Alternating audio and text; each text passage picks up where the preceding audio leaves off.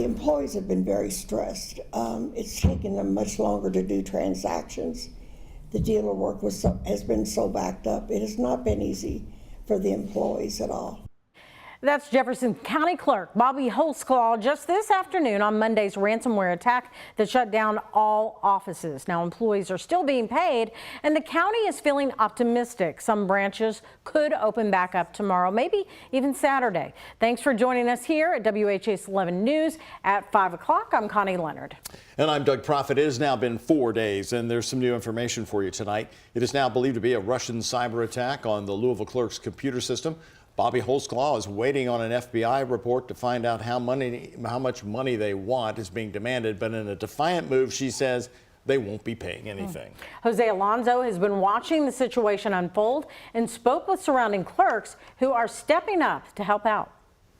After a Russian ransomware attack on the Jefferson County Clerk's office, neighboring counties like Oldham have promised to lend a helping hand. County Clerk Amy Alvey says they plan to help with the dealership backlog and some individual services. My staff has agreed to, work overtime and work on the weekends to help them get out of the hole of that dealer side. And then obviously, we're going to have an influx of Jefferson County customers, too. Alvey is confident in taking on the influx of work through their 3 branches, but it's a different story in Shelby County. Clerk Tony Harover says he will help his neighbors, but wants to remind them of their limitations. If Louisvillians need to go to Shelby County, Harover just asks for you to call ahead first and be patient.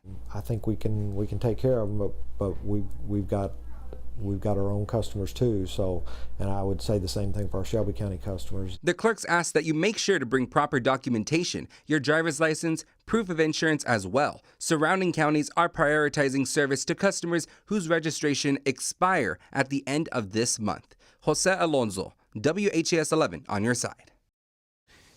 And the county clerks also just came back from a statewide meeting where they talked about the importance of cybersecurity. Bobby Holzclaw says she felt very confident that they would never see an attack of this magnitude. By the way, we have confirmed, talking about the other counties, that several counties around Louisville are available to help Jefferson County residents. Right here on your map, you'll see Oldham County has 3 locations, one in Prospect, LaGrange, and in Crestwood, Kentucky. Shelby County is located right in the heart of downtown Shelbyville, and Bullitt County is also asking customers to call ahead before driving to their Shepherdsville location. While the office closures are impacting many of you, we're also noticing it's hitting car dealerships. Now, Tammy Coates, owner of Greg Coates Cars and Trucks, says her dealership has a pile of registrations and titles to process. Coates told us that her company was already dealing with a backlog of paperwork due to an update to the Kentucky Automated Vehicle Information System, or WHAS. Now, WHAS was implemented at clerks' offices statewide back in January. Coates says the ransomware attack has compounded the company's backlog. Well, every day you don't get work. You don't get work returned that you have down at the clerk's office waiting to be transferred, waiting to be processed. And again, if you need help right now, you can visit clerk's offices in surrounding counties, but just make sure you call first. A story that's all new we're following here today at 5. Indiana State Police releasing more information about the relationship between the former Clark County, Indiana Sheriff Jamie Knoll and former Clark County Councilor Brittany Faree. Knoll is accused of using fire department money to take Faree on trips to New York, Tampa, and the city of New Orleans. ISP says Knoll paid for Faree's daughter to go on one of the trips as well. Lieutenant Jeff Herron also raising concerns about Faree's potential conflict of interest while voting on New Chapel EMS contracts. Herron says Faree voted yes on New Chapel EMS funding twice while in a relationship with Knoll and did not fill out a conflict of interest form. We've got a breakdown of today's search warrants, by the way, just released, posted on our website at WHAS11.com.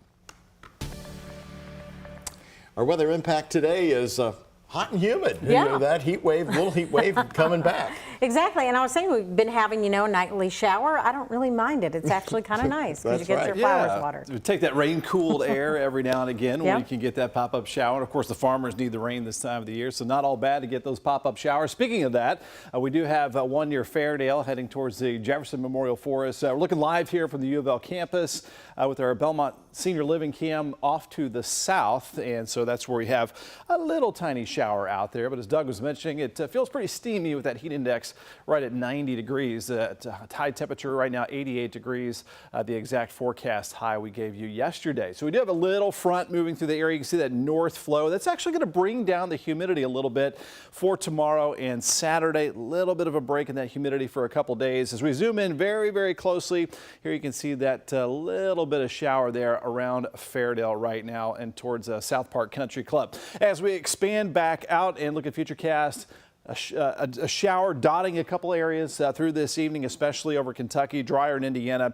And then tomorrow, partly sunny. We have a little northeast breeze tomorrow, again, bringing down those humidity levels, feeling a bit better for our Friday. Isolated shower chance for the evening time, otherwise dry and a little milder overnight, not as humid. 82 degrees at noon tomorrow, and that forecast high tomorrow again up to around 88 degrees. Now we do have a weather impact alert day in that 7-day forecast. I'll get you prepared for our next storm chances coming up. All right, thank you, Ben. Well, Governor Andy Beshear hasn't let down his attacks on Donald Trump's vice presidential pick, J.D. Vance. In fact, the political site in Washington called The Hill says Beshear has become Kamala Harris's top attack dog on J.D. Vance. It comes as the Kentucky governor is still alive as a possible VP pick for Harris. He also held his Team Kentucky appearance for the first time since the speculation about his future ramped up nationally this week. The governor was asked about the Donald Trump J.D. Vance team. Former President Trump refused to accept a full and fair election, took steps to try to overturn it, but also incited a mob that attacked our U.S. Capitol. We deserve better. I can't believe that he is somehow a presidential candidate after all of that. Donald Trump won Kentucky by large margins in both 2016 and 2020. The governor was also asked whether he would be campaigning for a national office. My family has always been my rock. They have always been incredibly supportive. I wouldn't enter any type of process. I wouldn't read a statement saying it's an honor to be considered if they weren't behind me with whatever comes. And by the way, coming up this weekend, Governor Beshear is headed to Iowa, a major presidential primary state. WHAS11's Isaiah Kim Martinez and photojournalist Alyssa Newton will be reporting from Des Moines starting tomorrow at 6. The Iowa Democratic Party invited Beshear as the keynote speaker for their Liberty and Justice celebration. We'll be bringing you coverage from Iowa and that speech all weekend long. Meanwhile, Vice President Kamala Harris also is criticizing former President Trump from the campaign trail. Today, the vice president spoke before the American Federation of Teachers Union in Houston. There, the presumptive Democratic nominee called for supporters to stand against the former president and what she called his extreme allies. While you teach students about democracy and representative government, extremists attack the sacred freedom to vote. This comes after Donald Trump chose to also take political jabs at her earlier this morning on Fox and Friends. And, you know, she ran against Biden, and I thought he was terrible, but she was terrible. She was horrible. And she was the meanest person up there. You know, she was meaner to him than anybody else. Not a very good debater, but nasty, just nasty to him. The former president will be attending a Bitcoin conference in Nashville, which runs through Saturday. It's been the honor of my life to serve as your president. But in the defense of democracy, which is at stake, I think it's more important than any title. President Biden addressed the nation from the Oval Office for the first time since pulling out of the presidential race. He mentioned his love of the U.S., the presidency, and the future, but did not give a specific reason for dropping out, simply saying it was best for the country.